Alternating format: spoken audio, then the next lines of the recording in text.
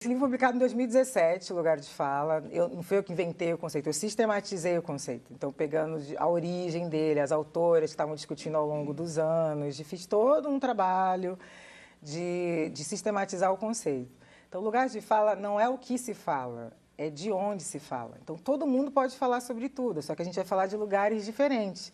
Porque você é uma mulher branca, eu sou uma mulher negra. Você parte de um lugar social diferente do meu. Você vai viver a experiência de ser mulher diferente de mim, que vou viver uma experiência racializada como uma mulher negra.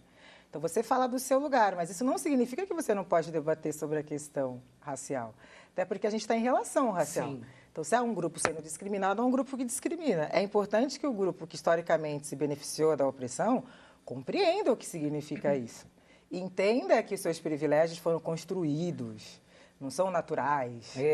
O que significa você ocupar esse espaço? O que significa quase 4 séculos de escravidão nesse país, que foi a base da economia no Brasil, que empobreceu a população negra, que depois da abolição não houve nenhum tipo de política de reparação para a população negra. Que a gente, até hoje, né? Até hoje, processo de favelização. Então, a população negra teve que se virar como deu. Praticamente anteontem, né? Anteontem, um negócio assim, super recente na história. Recente, então, o que significa exatamente isso na sociedade? Então, é importante que as pessoas brancas compreendam o seu lugar a partir da branquitude, desse lugar, e vai discutir questão racial desse lugar.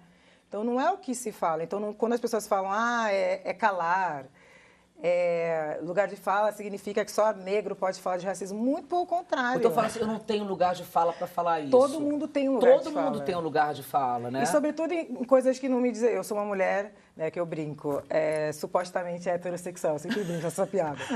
Não sei por que a gente insiste, né? Mas eu me questiono, pelo menos.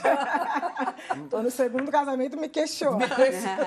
Mas eu não sei o que é. Na vivência, não é só a vivência. Eu não sei o que é, por exemplo, ter medo de apresentar a pessoa que eu amo para minha família. Eu não sei, porque eu sempre me relacionei com homens. Eu não sei. O que é ter medo de ser expulsa de casa. O que é ter códigos em alguns lugares para soltar a mão por medo de ser agredida, como as minhas companheiras lésbicas têm. Sim. Agora, do meu lugar de uma mulher heterossexual, o que eu posso e devo fazer? É estudar sobre esse tema, entender qual é a realidade que essas mulheres... Porque se eu vivo em sociedade, o meu lugar de uma mulher heterossexual impacta no lugar das mulheres lésbicas. Pode impactar no sentido da dor ou da reprodução desse preconceito, dessa opressão, ou pode impactar no sentido que o lugar de fala também é uma postura ética. Eu, como uma mulher heterossexual, eu compreendo esse lugar das mulheres lésbicas, entendo e vou criar ações para ser uma mulher que se coloca contra essa opressão. Sim. Então, se eu estou num lugar, eu vejo algo, eu vou lá me manifestar, eu vou lá dizer que isso está errado. Na minha coleção, eu publiquei um livro sobre esse tema, trazendo uma autora lésbica para falar sobre isso.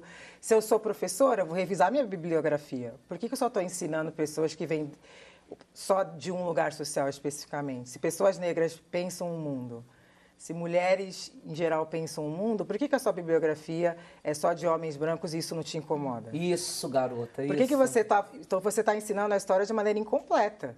Você está ensinando a história só a partir de uma perspectiva. E, historicamente, os homens brancos se entenderam como universal. Então, eles olham para você e falam, você é específica, você é uma mulher branca, aponta para mim, você é específica, você é uma mulher negra. E o lugar de fala incomoda porque a gente aponta para eles e diz, você também é específico. Você fala a partir de um lugar social, que é o lugar do privilégio, o lugar do poder. Você não é universal. Claro. Então, você aponta para o outro, geralmente... Quando eu digo homem branco como categoria, tá, gente? As pessoas ficam incomodadas, ele vai olhar para mim e vai dizer, você é diferente de mim.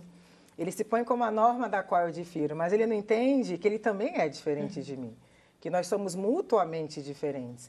Então, tem vários lugares sociais, então, que as produções intelectuais das pessoas negras deveriam ser estudadas na universidade, assim como as produções intelectuais das pessoas brancas. Quando eu estudei filosofia, significou estudar só o pensamento de homens brancos europeus, ponto. Olha que loucura. Eu quis estudar Simone de Beauvoir, que eu sou especialista no pensamento dela. Um professor falou para mim, Beauvoir, quem que é? A mulher do Sartre? E aí eu falei, bom... Perguntei para um outro, eu queria estudar filosofia africana. Ele falou, isso não existe. Então, isso também é sobre o lugar de fala, sobre o grupo hegemônico, colocar o lugar dele como universal e hierarquizar todos os outros, colocar todos os outros como se não fossem importantes.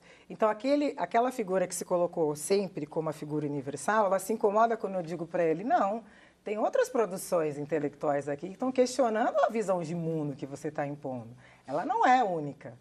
Ela não é universal. A gente tem que trazer essas outras visões. Então, ele se sente confrontado, muitas vezes, pessoalmente. Como é que pega? Porque ele sequer isso, conhece. né? Então, quando eu vinha com a bibliografia para meus professores, ó, tenho essas autoras no mestrado que eu queria estudar.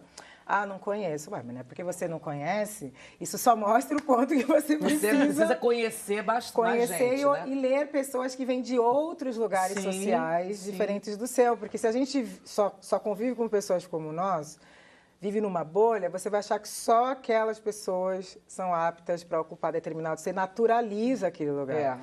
Então, porque você não convive. Você falou muito bem, naturaliza, que é muito perigoso. E você não se abre, você fica uma pessoa muito menos interessante, porque você não se abre para outras perspectivas, para outras formas de conhecimento, para outras formas de ver o mundo. Então, o lugar de fala tem nada a ver com o interdito. É para ampliar e trazer essas múltiplas visões de mundo para que a gente possa se enriquecer, inclusive, como sociedade. Eu quero mostrar esse livro.